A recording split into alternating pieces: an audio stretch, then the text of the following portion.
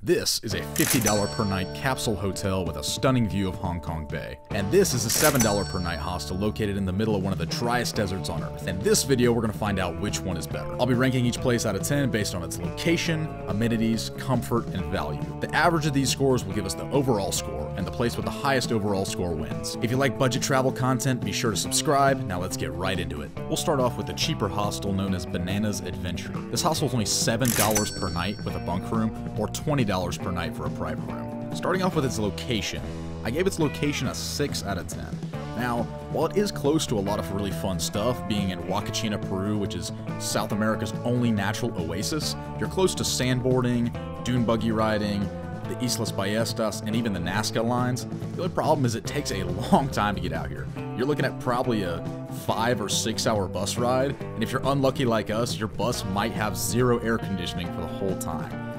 5 or 6 hours to get out to the middle of the desert with no air conditioning is not great, so that's why I gave it a 6 out of 10 on the location. As for amenities, this place was fantastic. I gave it a 7.5. It had a pool, hammock, a gym that overlooked the sand dunes, which was awesome, even terraces above where you could sit out, lay out, sunbathe, and enjoy looking at the dunes. Although this place was pretty bare bones, I gave it a 9 out of 10 comfort rating, for the simple reason that the beds were comfortable, the place had ice-cold air conditioning, and it had great water pressure. I am not hard to please on the comfort rating. If I can get a good night of sleep, I'll give it a high rating. For value, I'm going to give this place a 9 out of 10. For $7 a night, you really can't beat it. For the price of a Big Mac meal, you have access to a pool, a little gym, and a place to lay your head for the night. It's hard to beat.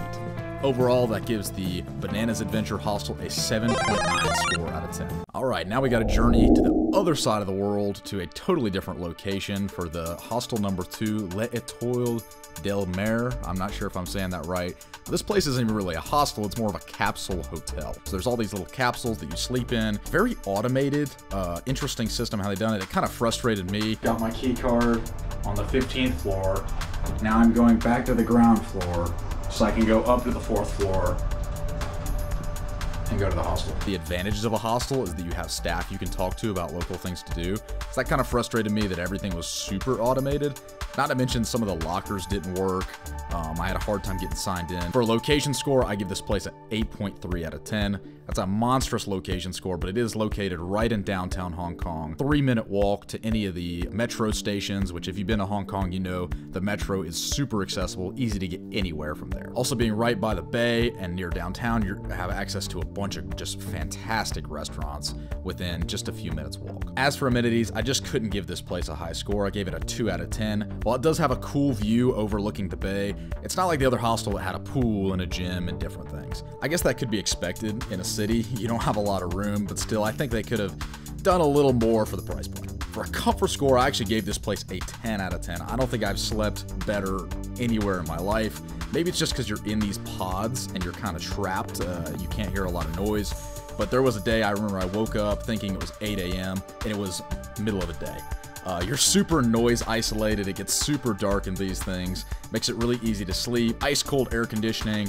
And another thing that I factored into the other hostel, water pressure. This place had a great shower system. So for that reason, I gave it a 10 out of 10 comfort score. For value score, I couldn't go higher than a 6. Although this place is really comfortable, great location, it's just a bit much for $50 a night. I stayed at another hostel in Hong Kong that was largely the same thing, except it had staff and it was just like a normal hostel instead of a capsule hotel. It was about $15 cheaper per night.